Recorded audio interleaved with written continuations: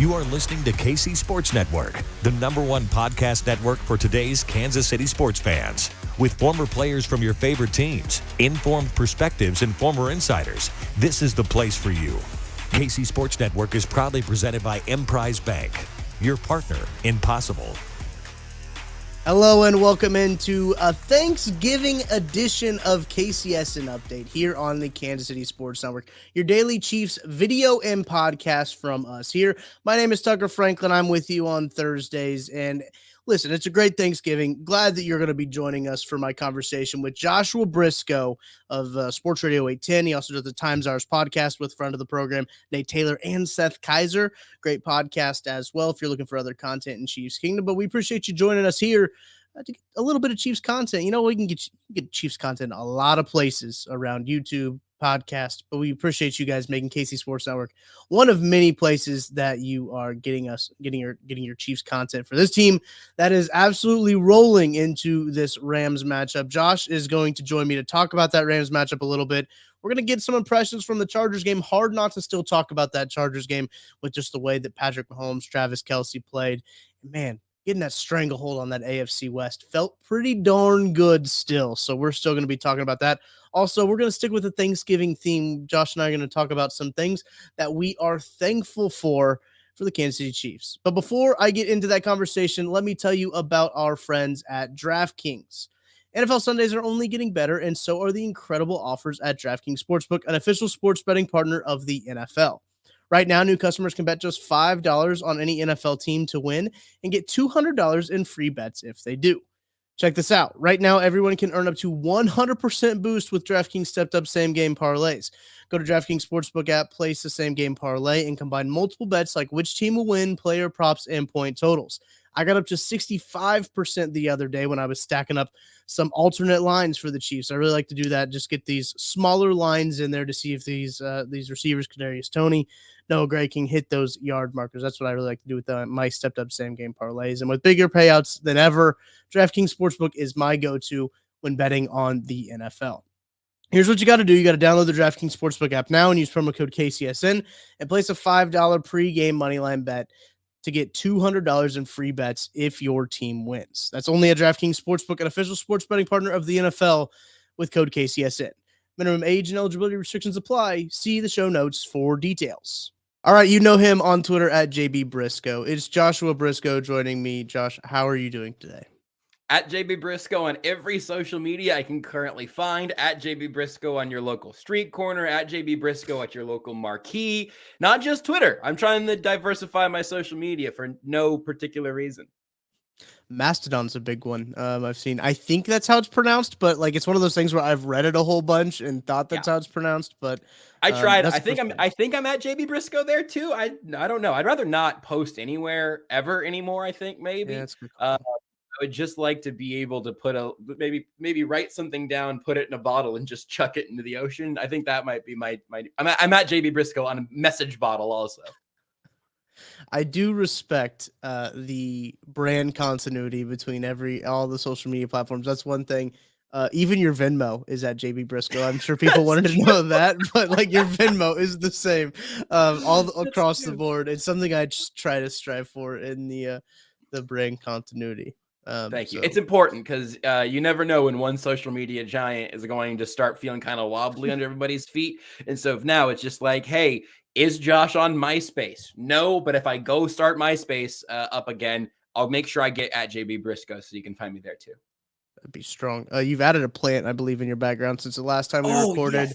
Thank you for noticing. It looks great. I actually thank you. I believe it's a some sort of corn cane, a Massachusetts cane, I think. I don't know. It looks sort of like a palm tree though, which is why I got grandparents in Arizona. My family's in Florida now. So try to bring a little either Southwestern or kind of tropical energy in here.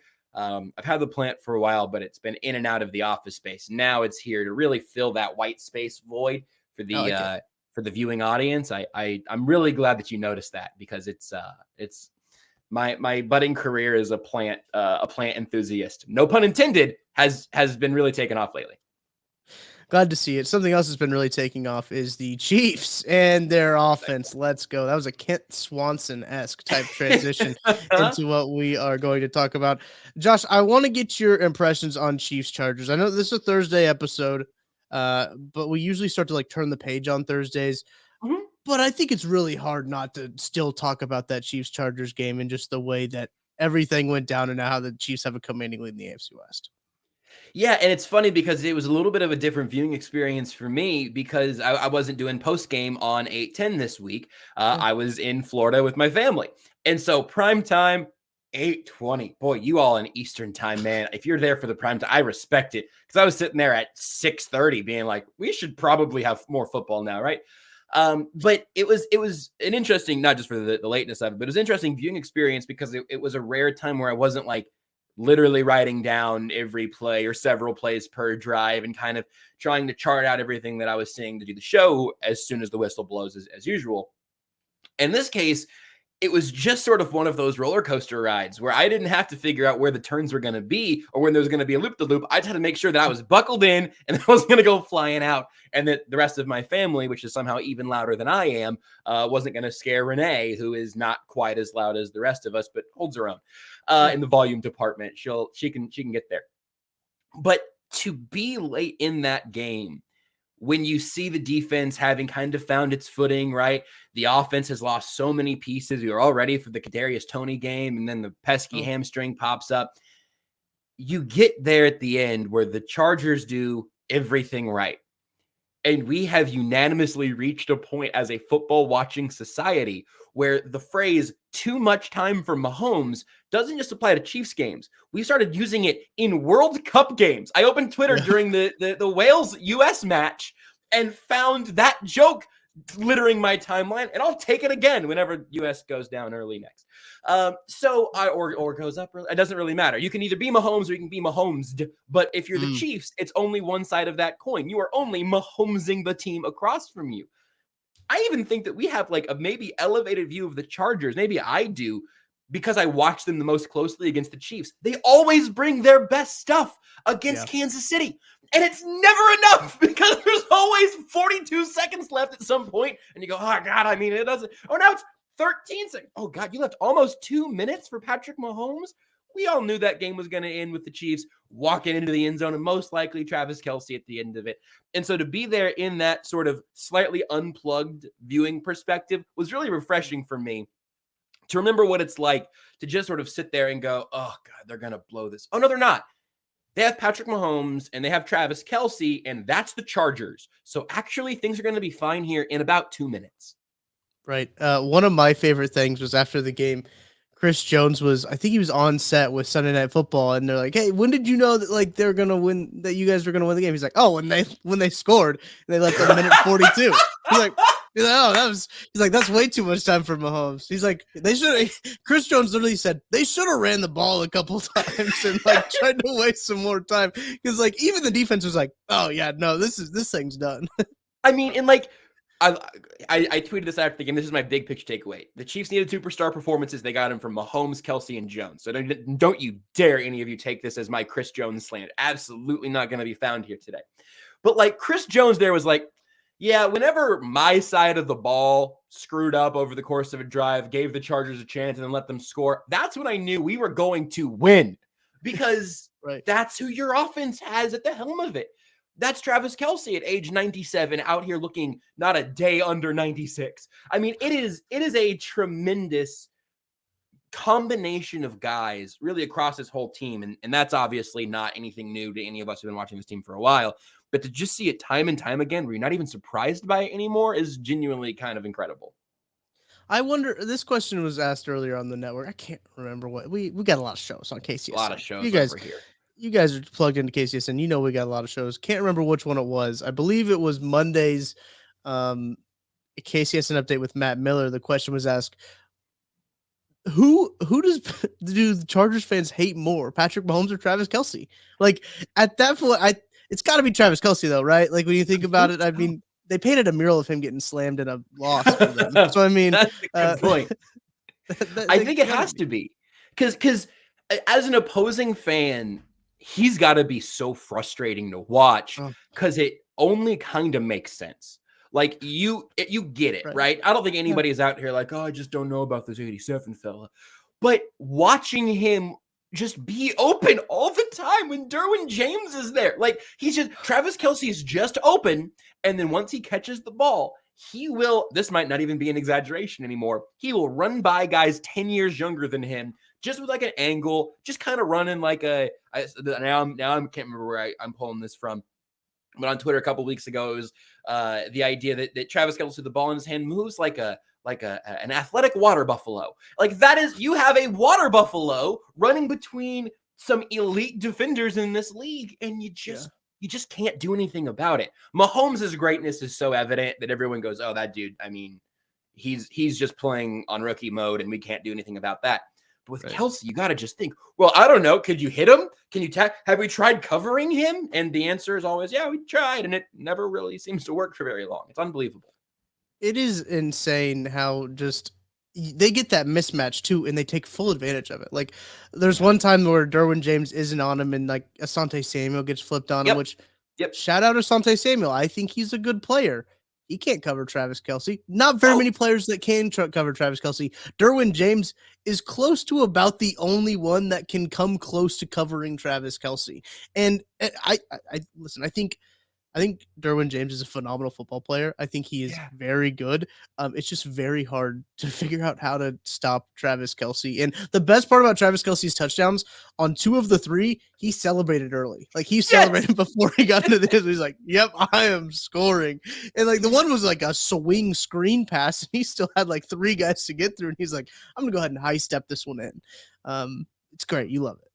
I mean, it's unbelievable. And part of it, you mentioning like the little swing screen thingy, like that's an offensive coaching staff gold star as well, right? Like that's something else that should get involved in this conversation of Mahomes' greatness, Kelce's greatness, but also the offensive minds knowing what to do with them. And it's always going to be kind of a funny, if you want to make them the holy trinity of this offense of Reed, Kelce, Mahomes, especially without Tyreek Hill being here, you can really get biblical with it. But it's kind of funny that I don't know that we're ever going to give any of them enough credit, because it's so easy to imagine like, well, yeah, if the Jets had Patrick Mahomes and Travis Kelce, I bet they'd be really good. Or if the Chiefs had Patrick Mahomes and no Travis Kelce, I bet they'd be really good. We've seen the Chiefs with Andy Reid, Alex Smith, and Travis Kelce. They were really good. But having them all together isn't just a matter of like 3 Hall of Famers at their positions. It is multiplicable. I don't know. You can multiply it by an order of magnitude, where you have all-time great, creating more options for each other. Like that really is kind of the crazy thing, where Mahomes' greatness is amplified. That's a word I can pronounce. Mahomes' greatness is amplified by Kelce and Reed. And that is true of Reed to Kelce and Mahomes, true to Kelce and Mahomes and Reed, etc. So just that holy trinity of Kansas City Chiefs football, hallelujah. I mean, that's all I can say. I think that's a good segue into what we want to talk about, and it's Thanksgiving. We're in the mood of giving thanks, so we're going to give some thanks to some things that we are thankful for at the Kansas City Chiefs organization. Josh, let's go around the table. You can start. I don't know how many things you have, but first we're just going to go one by one. So you go first, and then I'll kind of like round robin. Yeah. I'll take the green bean casserole. I'll get my scoop, and then I'll hand it back to you again. Yes. I am thankful for the ability to appreciate multiple things at once, which is not what you knew my first one was going to be. And maybe I already got us there in the Trinity. I don't even mean it within the Chiefs. I mean, I have very rarely felt the football joy that I felt watching Rob Gronkowski. In my childhood, what I felt watching Tony Gonzalez. What I feel now in a position of like occasional lunatic who also has the opportunity to talk about this team as a part of my job when I watch Travis Kelce. And you can go back further in time to I don't know that I ever felt good watching Antonio Gates, but I get it. And the tight ends of the past, you could build an incredible Thanksgiving table. I'm personally a huge fan of Mark Andrews, one because he's excellent, two because he's diabetic. And that right there, got a bond. As is Noah Gray, which I didn't learn until like 2 weeks ago, and now Noah Gray is also on my list. of type 1 diabetic tight ends, who I'm a big fan of, I guess. I like to think that I'm a diabetic tight end of a different sort. But the tight ends of NFL history, of present, of future, I have really lost, Thanksgiving theme, this is going to be shocking, I've really lost my appetite for GOAT conversations of, well, is he the greatest, or is he the greatest? He's the greatest of his era, he's the greatest of his era. I don't really care anymore. I really don't. And we do it with Mahomes and Allen, and we're going to do it with Justin Herbert in some level forever. That doesn't add anything to the conversation to me anymore. What I am continually thankful for is the ability to remember players and eras simultaneously and differently for the greatness that they have brought. So that's the first thing that I'm thankful for. Wow. That was very good. That's very well thought out, multifaceted. Love green bean casserole. I made it my first one. Yeah, green bean casserole is quite delicious. That is one of the ones that I will be having several servings of today. So first thing I want to say that I'm thankful for is, in this game, there's a lot of people that think they can do this job, right? There's a lot of people on Twitter that say, why didn't they make this move at this time? Or why did they cut this person at this time? Or how come they didn't sign Brett Veach? I'm very thankful for. I kind of said it on the post-game show. I'm thankful to have a competent general manager. When you look around the league, there's not a lot of those around there. I mean, you got Howie Roseman, Brett Veach, maybe Les Snead. Jury's still out on Les Snead, I think. He got a Super Bowl, but like not looking too great right now. There's only a good few of like general managers that you feel good about leading your team. Brett Veach is one of those. Brett Veach, if Howie Roseman wasn't around, like if Howie Roseman didn't have just such a good offseason, Brett Veach would probably win Executive of the Year, I believe. But like they should just probably name that award after Howie Roseman now, just because of what he did. But with the Eagles, but I'm very thankful for the Chiefs front office being competent, having good ownership. That's another thing that like is a rarity in the NFL and just in professional sports in general. Having good ownership that care about the team and care about the employees, also great. But I do want to give a shout out to Brett Veach, because I think a lot of the times Chiefs Twitter can turn on Brett very quick.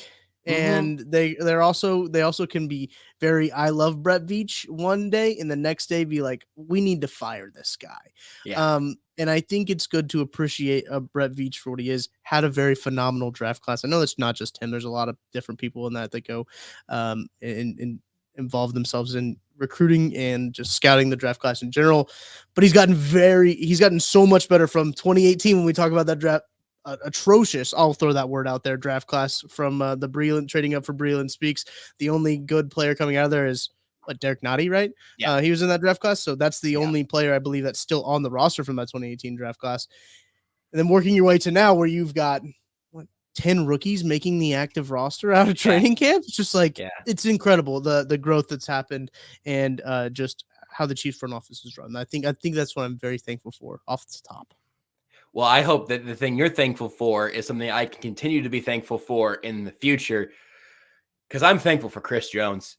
I invoked his name earlier already because I can't let another moment go by without talking about him. And frankly, I'm thankful for the ability to have a great matchup coming up on Sunday. Chiefs-Rams, a battle between the best interior defensive lineman in football and Aaron Donald. It's going to be really a really good matchup. All right, hold on now. Don't clip this. That was kind of a joke.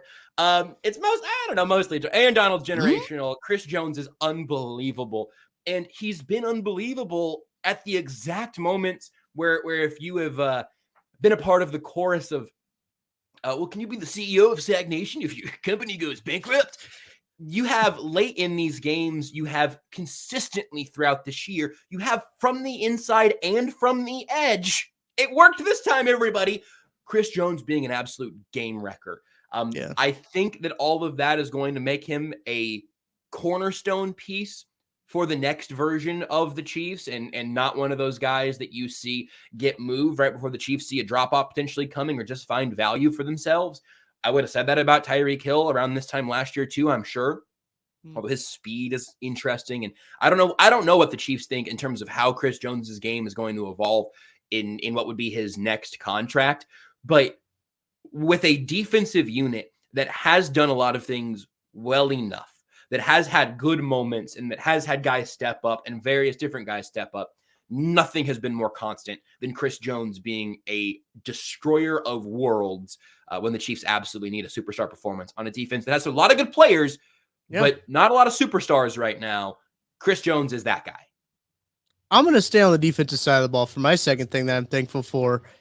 You got to give it to the guy who's kind of pulling the strings, is Steve Spagnuolo. Listen, at the beginning of the season, or in training camp, I remember he was put on the podium and he basically said, I like veterans better than rookies. And like, he basically said what we knew already, right? But he just like admitted it. And you're like, oh my gosh, he admitted it. Kind of moment right there. But he's been able to use these rookies, and these rookies have been able to come in and not skip a beat at all. That's been the most, I don't know. I think that's probably been the most surprising thing this season for me. Not that the rookies have been playing well, but they came in and played well from like literally game one.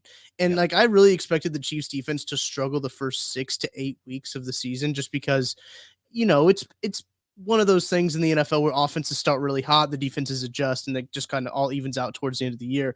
This year, Dan Orlovsky went on like a whole rant about like, I don't know if you saw this, but he went on a whole like tangent and like brought up historical numbers about how like the revolution in the run game, like running average run or average yards per rush is like the highest it's been since like 09, I think. And like the average passing yards are down this year too. So it's like lower since like 78 or something like that. Really?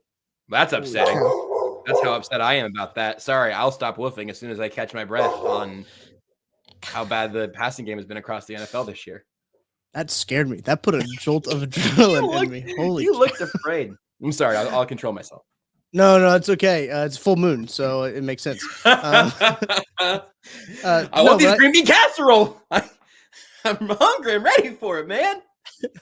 So I think Steve Spagnuolo, to be able to get these rookies ready, get them put in the right positions, and get them to be able to perform to the best of their abilities. Look, Nick Bolton at the beginning of the year last year didn't look the best because he wasn't in the best position possible for him. Now he's in a position where he can really thrive and really play his game, which has been, I think, absolutely huge for him and his development. Getting a pick to seal the game at the end of that Chargers game was incredible. So I think that Steve Spagnuolo, I'm very thankful for, again, a competent coaching staff. I'm just thankful for competency, apparently.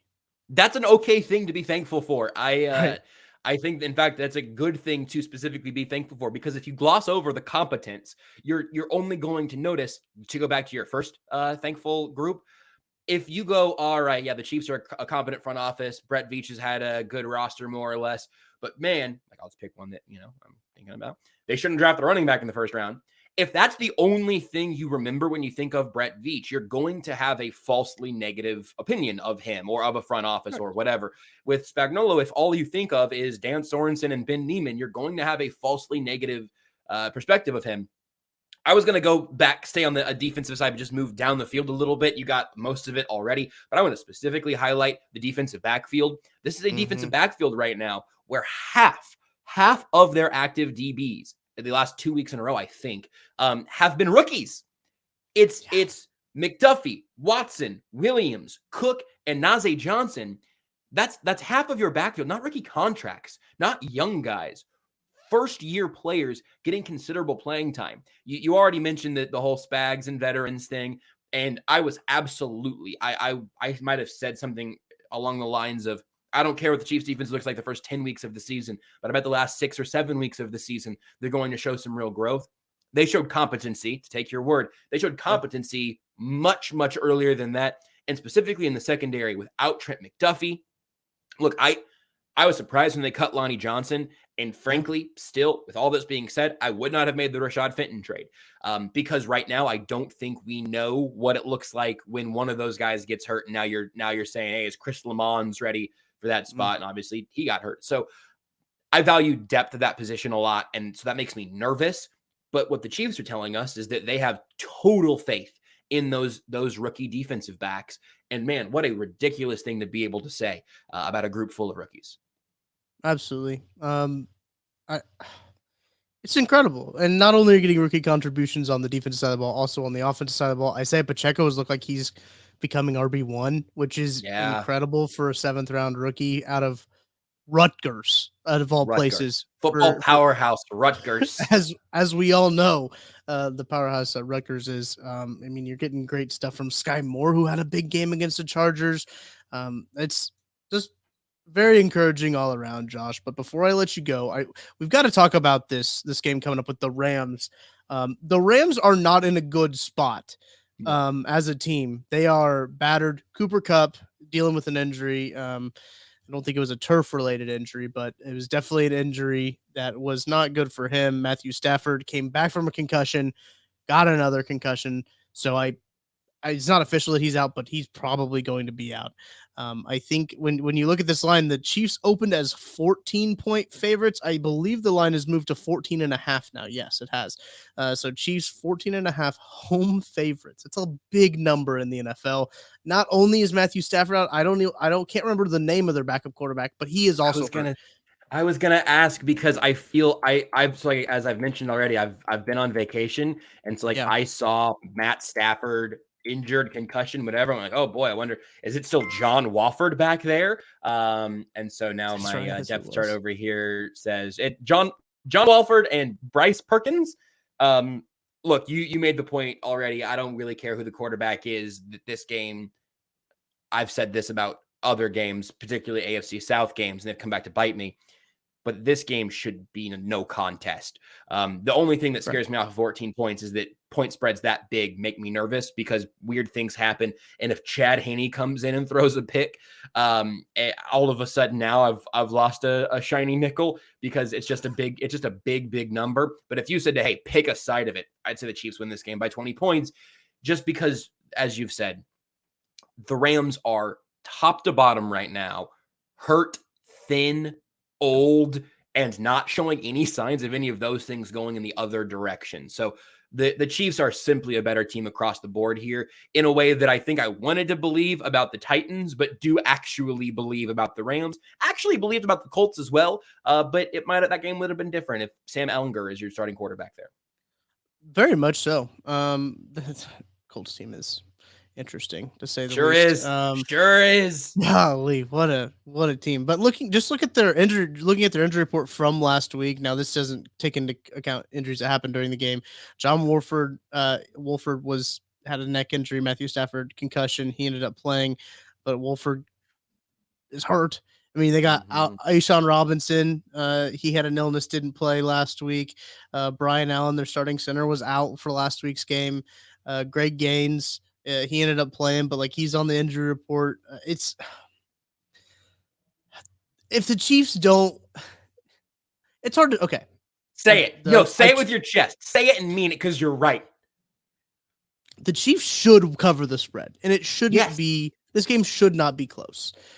But Andy Reid's never going to run up a score.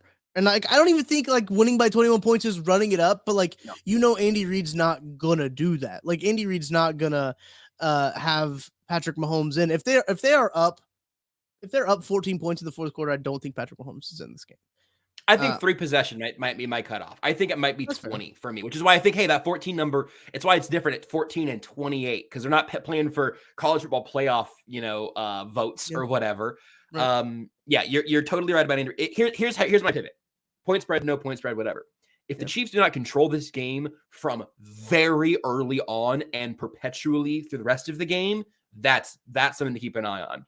If this offense looks constipated, looks like it has a hard time getting things moving, regardless of what receivers end up being out there, as that has been a big question for the Chiefs, they have to make this look like a Chiefs game going up against a 2-touchdown underdog that is barely even within that range because of vibes. That's Super Bowl irrelevant, backup quarterback, all those injuries. The Chiefs need to dominate this game. Trying to pull this up real quick. I actually went to 2021 Chiefs logs. But I believe against the NFC West this year, the Chiefs have also just rolled NFC West teams.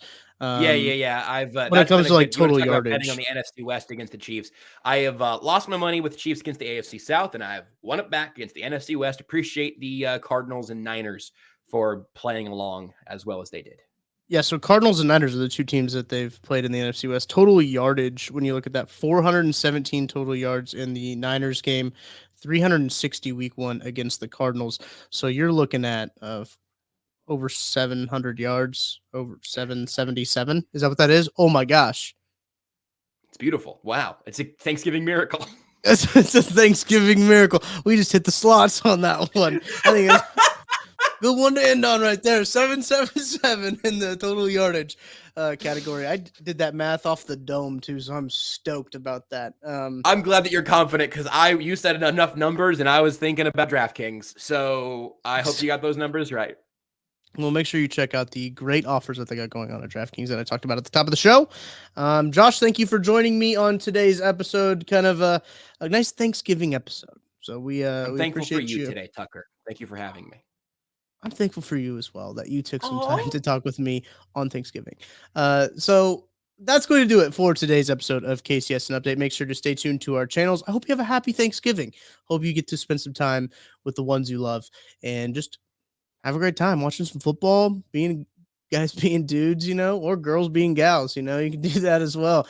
Whatever floats your boat. Have a good time watching football, being with family. Gravy boat, insane. That's going to do it for today's episode. I already said that, but I want you guys to know that tomorrow Trevor Sickema is going to be on KCS and Update. And he's going to talk about his 3 key matchups. Last week, correctly predicted the score. Insane. 30-27. There's a clip of it on the KCSN social media. Make sure you go check that out. He just like teeters back and forth between a couple scores. He's like, nah, it's going to be 30-27. Incredible. When you hear it in retrospect. So he is a genie. Trevor is a genie. Comment that in the YouTube comments below. Trevor is a genie. So tomorrow will be Jay Kissel. We'll be back. I won't be back until next Thursday, thankfully. So you guys don't have to deal with that. So until then, I'll talk to you guys later.